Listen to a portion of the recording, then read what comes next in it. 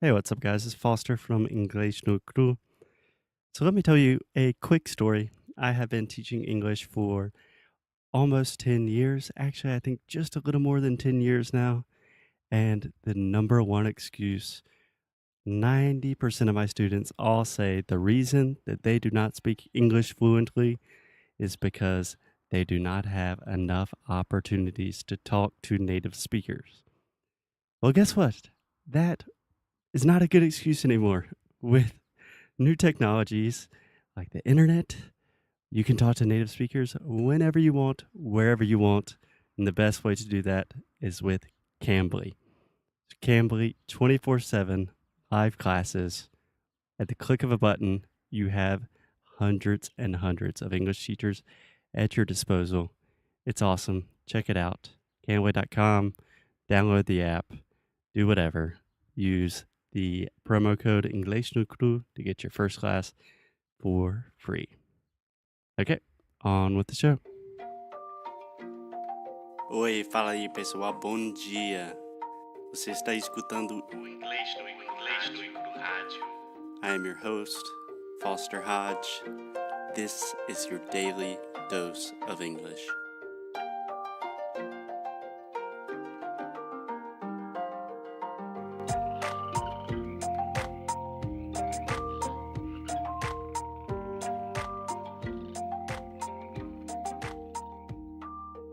Hey, good morning, everyone. How are you? How are you, Alexia? Not that good. Yeah, so do you want to explain what happened or do you want me to? Okay, I'll try. We went to Festa de Alandral. It's a big party here this weekend. And then I was eating hot dog in the middle of the eating. I would say while I was eating the hot dog. While I was eating hot dog, The hot dog. the hot dog, I bitten. I bit my tongue. I bit my tongue, but it's not like, oh my God, I bit my tongue. No, it's really hurting and I am taking some medicine as well. It's not a good thing. Yeah, you guys should have seen Alexia devouring that hot dog. And really, it is a pretty nasty bite out of your tongue. Yeah. So I am talking like this today and maybe for the next episodes, but I am okay. I'm fine. Yeah.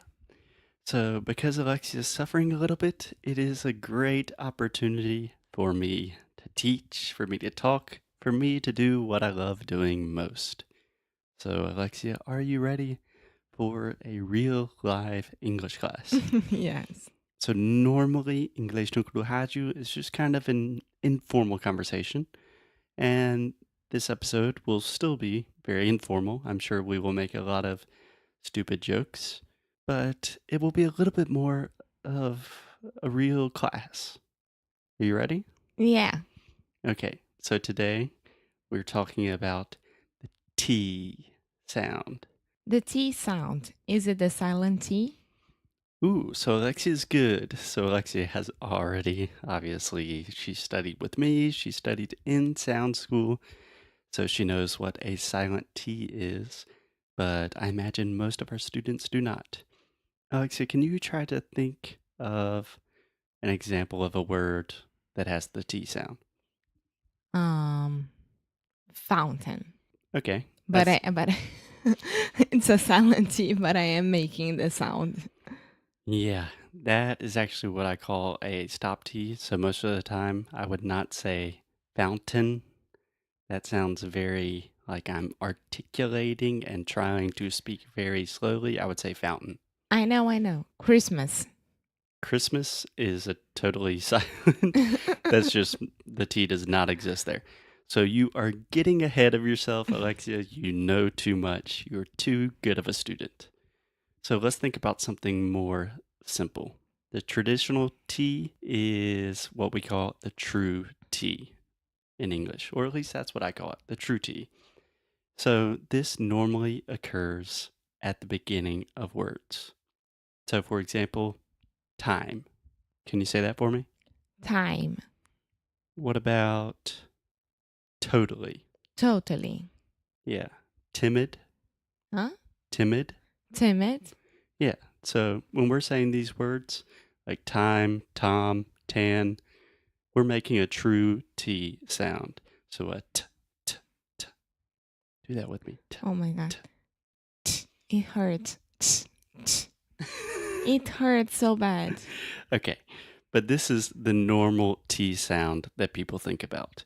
Most of my students only imagine that there's one T in English, but depending on how you measure it, there are actually 4 or 5 different T sounds in English. It's crazy. So, in this episode and probably the next episode, we're going to explain all of them. Okay? Okay. Okay, so let's start with the true T.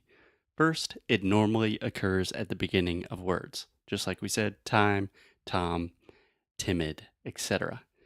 So, one thing to realize is that this sound is actually quite different from the traditional T sound in Portuguese. So, if you say todos, né? Fala isso. Todos. Todos. É. Yes. Você está falando todos, né? So, in English, to produce the true T sound, we're using the tip of our tongue. That means the little part, and I'm pointing to the part of my tongue, but the very front part of your tongue is touching the top of your mouth. In Portuguese, you actually use what we call the blade of your tongue. So you're not saying todos. So when you hear gringos say like todos os dias, It's because they are trying to make the same sound as in English. yeah, because they're using the tip of their tongue, right? When I say Right. tip, it's just that, A pontinha. yeah, a pontinha da linguinha está tocando o céu da boca, né? So, as always, there are a lot of exceptions. So, one of the easiest exceptions to memorize, I try to make it simple because I'm not really a huge fan of rules, is when we have the TR. So, can you think of an example of a word with TR? True. True. Okay. And you really want to round your lips and say true. True. Yeah, perfect. So, true, that is like a CH sound. Honestly, in English, we should write true with a CH. It would make a lot more sense. So, another example could be Tree. tree. Exactly. So, you're saying ch, just like Tiago. So, you're not saying tri, you're saying tree. Tree. Yeah.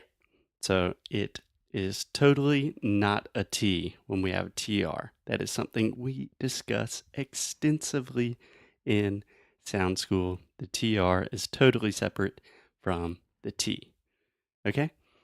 And apart from the beginning of the words, when you normally see the true T, you also see it in the middle of words when there is a stress.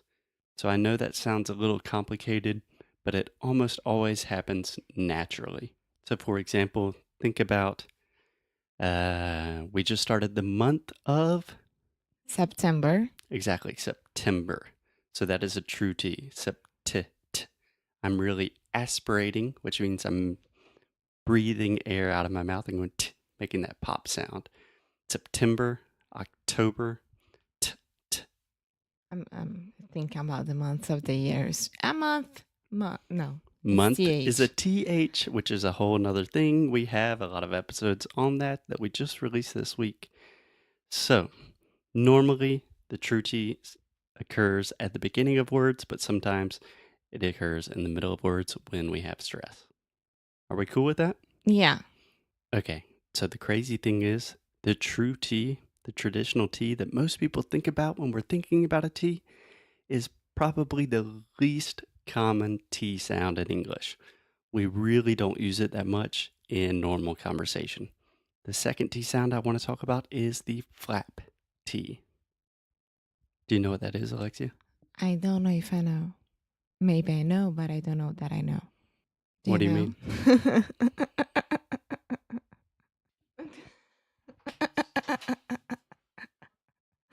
Okay, you guys, did you hear this? This is Foster in the middle of the podcast. He really needed to go to the bathroom. To pee. We interrupt our program to bring you this important message. I love you. Now, back to our show. Okay, we are back. Guess who's back? Back again. Talking about the flap T. Okay, Shade Alexa. is back. Like I said, the true T is not that common. A much more common sound in English is the flap T. Alexia was very ambiguous if she knows what that means or what that doesn't mean. So, the flap T, you really do not want to think about it as a T sound. Remember, we're talking about sounds, not letters on a written piece of paper, but we're talking about the sounds. So it's much easier for Brazilians to think about this as an R sound, like an R in the middle of a word. For example, para. Okay. I know a lot of times Brazilians say pra, same thing, but if you say para, puru, piri, Para piri puru puru. exactly. So when you're doing that, your tongue is just touching the top of your mouth really, really fast, and it's just a quick little tap. Yeah. Para piri poro puro. Yeah, so say puru. Puro. Perfect. Now, for example, say the word gotta. Gotta? Yeah, I gotta get going. Huh. exactly. So the flap T occurs a lot with contractions, like I got a lotta. I got a lot of... Yeah, so this is a difficult sound for when Americans are learning Portuguese or Spanish. They want to think about the R as like an American R, so they say like eu vou para a praia. So I remember my Spanish teacher just remembered the phrase got a lot of butter. Got a lot of butter. Exactly. So if you say that really fast, got a lot of butter, Got a lot of butter. that is the flap T. That is much more similar to a Portuguese R, right? Yeah. Okay, so let's practice this with some words. Alexia, I will say a word in Portuguese and I want you to say it in English, okay? Okay. Cidade. City. Exactly. So what did you say? City. Yeah, you did not say city. City. Yeah, if you say, oh, it's a very beautiful city. City would be British. Yeah, I don't even know if that would be British, but for an American speaker and most English speakers, that sounds very strange. City. Yeah, if I talked to one of my friends and I said, hey, I'm visiting your city today, they would think like, oh, it's Foster. Is he okay? What's wrong with him? And another example, when I said a beautiful city. Beautiful. Mm-hmm. Say that one more time. Beautiful. Beautiful. Exactly. So you're not saying beautiful. Essa é a diferença. Beautiful e beautiful. Beautiful. Exactly. 99.9% of all English speakers will say beautiful. Beautiful. So that is, again, the flap T. Can you say political? Political. Perfect. So I'm not saying political. Political. I'm saying political. Exactly. That's what I'm talking about. I didn't know that I know that I... You didn't know I didn't that you know. knew. I didn't know that I knew what a flap T was. Yeah. Is. Yeah. Was or is, still is, will always be, at least for the near future. So it is a very good thing to realize. Let's try with one more phrase that I know a lot of people struggle with. Can you say the phrase Little Italy? What? Sorry, que? Little Italy. Eu entendi. Literally. Or literally. Literally.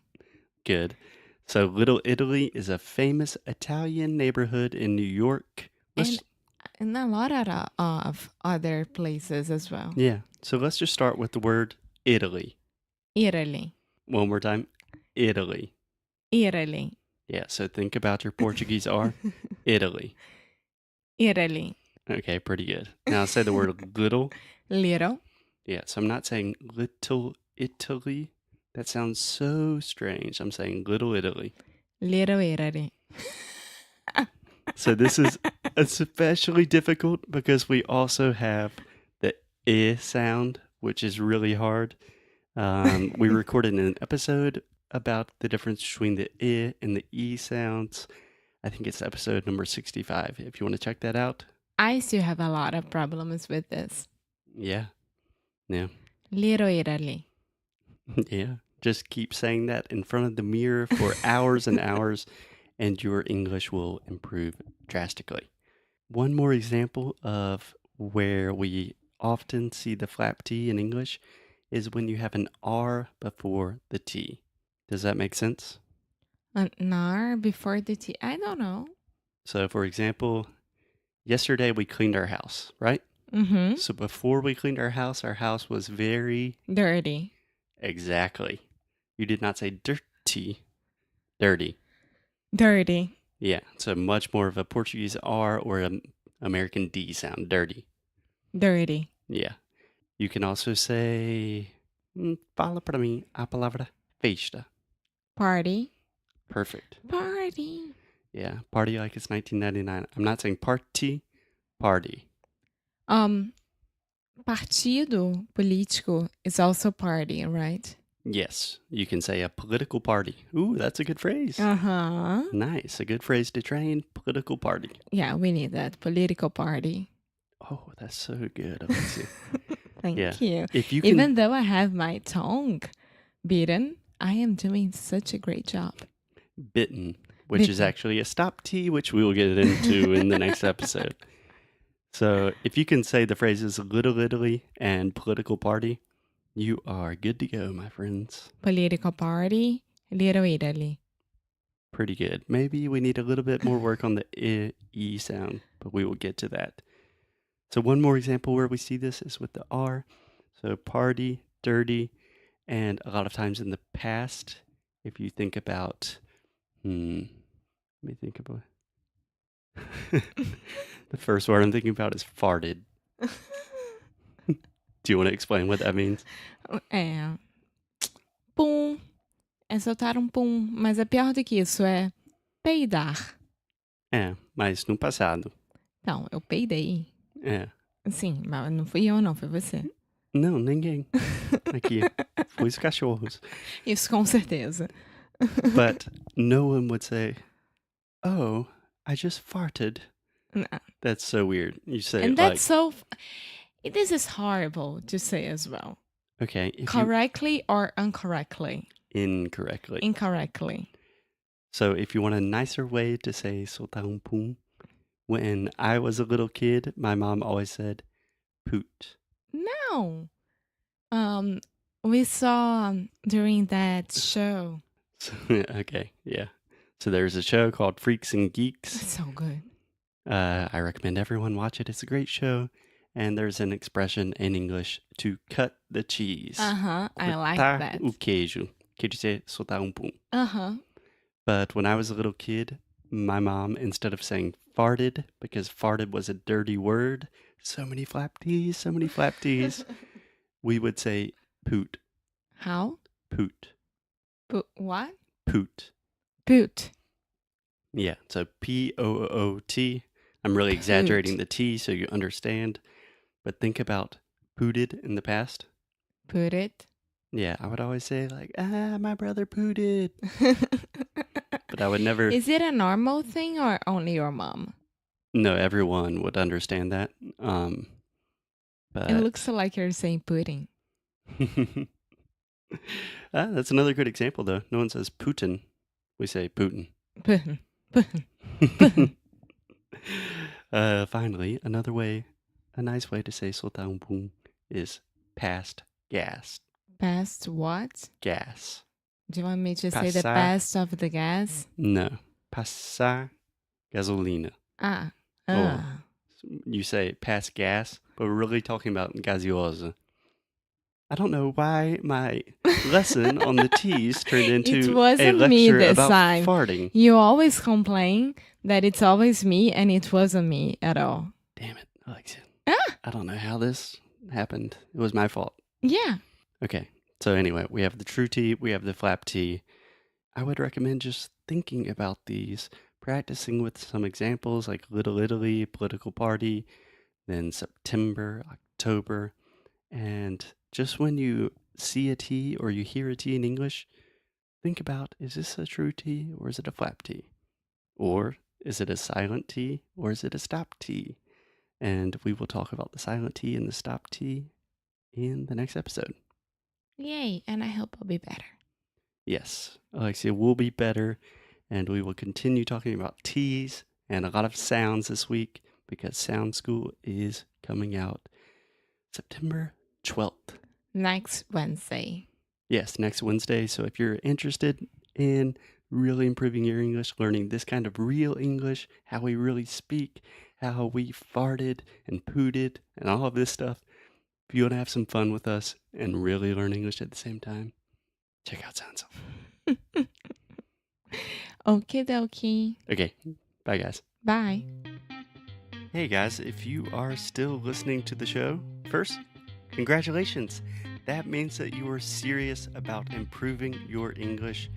And if you're really serious and dedicated about your English, then you need to check out our completely new version of Sound School. It is a totally personalized pronunciation and speaking course that we have literally been working on for years. We are opening up the course on September 12th, and there are only 50 spots available because we work with everyone personally. If you like this show, Sound School will be perfect for you. É exatamente isso que o Foster falou. Vamos abrir as inscrições para o nosso curso Sound School no dia 12 de setembro e é para quem quer levar a sério a pronúncia e o speaking. Mas como as vagas são limitadas, tem que correr. A gente trabalha com cada aluno pessoalmente e isso demanda muito da nossa atenção, tempo, dedicação, enfim. E é claro que a gente quer que vocês tenham a melhor experiência possível. É só entrar no nosso site www.inglesjeunicru.com e se inscrever tanto para receber as novidades quanto para saber mais sobre o curso e não perder essa super chance de fazer parte da família Inglês Unicru. Espero te ver por lá. And as always, keep up the good fight and lose well.